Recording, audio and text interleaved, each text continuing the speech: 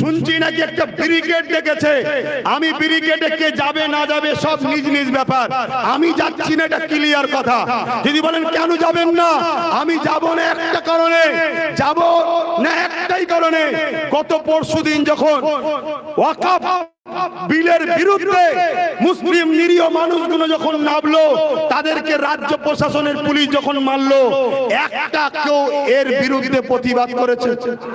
তাহলে তোমরা ওয়াকফ বাঁচাতে নেমেছো না যাদের কাছ থেকে দালালির ভাগ পাও তাদেরকে কোলে তোলার জন্য এনেছো? কথা মাথায় ঢুকছে না ঢোকে না? মানুষটা ছোট হতে পারি, সাহায্যটা আমার আল্লাহর আছে, মনে রাখবেন।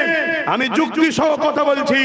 এত মিছিল হচ্ছে, একটা মিছিলে শুনেছেন 3টে এমপি কেন ভোট দিল না?